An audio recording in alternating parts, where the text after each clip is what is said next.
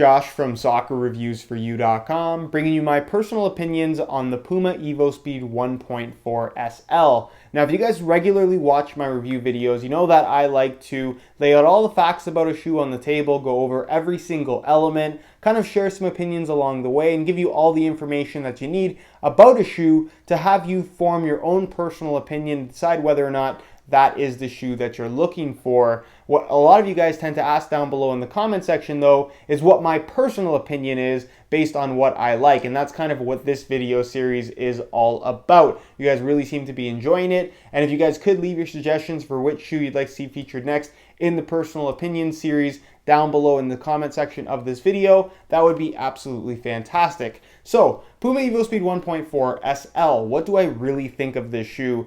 In all honesty, it's a shoe that I wasn't expecting to like very much, but upon wearing them for pretty much the first 10 minutes or so, I like them a lot more than what I was expecting to, and it's one of those shoes that I think performs really, really well. It provides a feel that you really can't get from any other product on the market right now, and it's a shoe, like I said, that I really enjoy wearing, but unfortunately it's one that I just can't recommend unless you can justify a couple of different things. Now, this shoe released with quite a bit of controversy for the simple reason that it's essentially a disposable shoe. It comes with a little sticker on the bottom out of the box that says this shoe is for games only, and it's only going to last for 10 games if used on natural grass only. And that's just an estimation. It could last longer than 10 games. It could last less. It could be right on 10 games. From my experience, they were on their way out about 5 or 6 uses into this particular shoe. So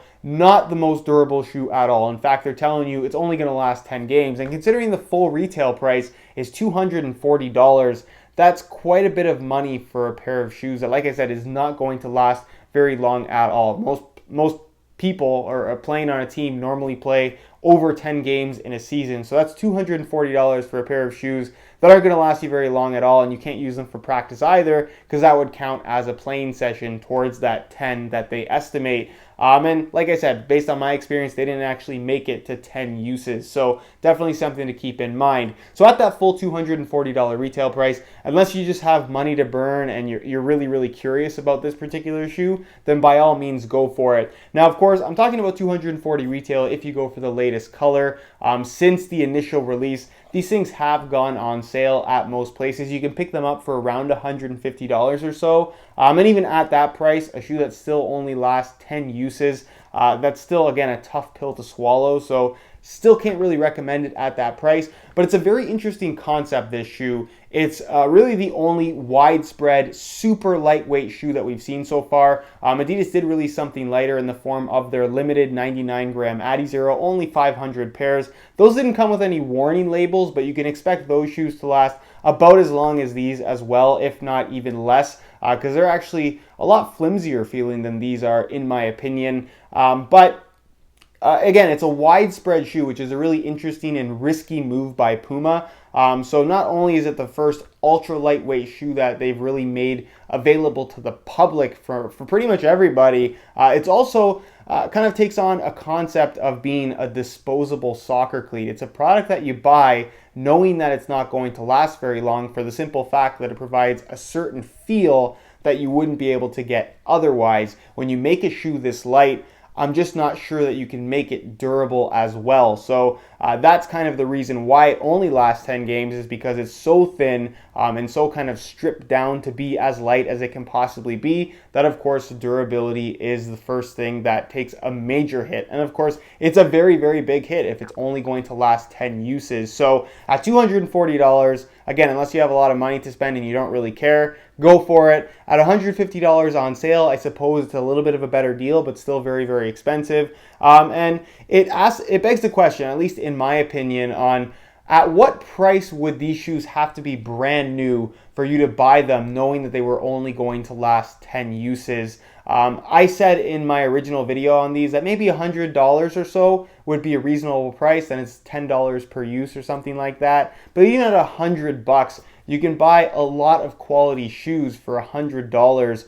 So to spend $100 on a pair of shoes that isn't going to last more than 10 uses, kind of on average, that is, again, still maybe a little bit pricey. If this shoe were, let's say, $25 and it was only going to last 10 times, maybe that's something people would go for, and it's definitely an idea that I think Puma and other brands in general, if they're going to come up with this kind of disposable shoe concept, that might be something to consider because it could catch on. I can definitely see people paying $20, $25, $30, maybe even $40 for a pair of shoes that they know aren't going to be very durable, but they're going to perform really well and just provide a very unique feel for the time that they actually last. But above the $100 price point and above the $200 price point that these are right now, I just don't see this being anything that's ever going to catch on. Now, in regards to how the shoe actually feels, like I said, I wasn't really too excited about wearing them when it was first unveiled, but when I actually got to put them on my feet and run around a little bit, it's an impressive shoe. The upper is extremely thin, and you get a very premium barefoot feel on the ball. The 99 gram Adizero, which is kind of the only shoe I have to compare to this guy right here,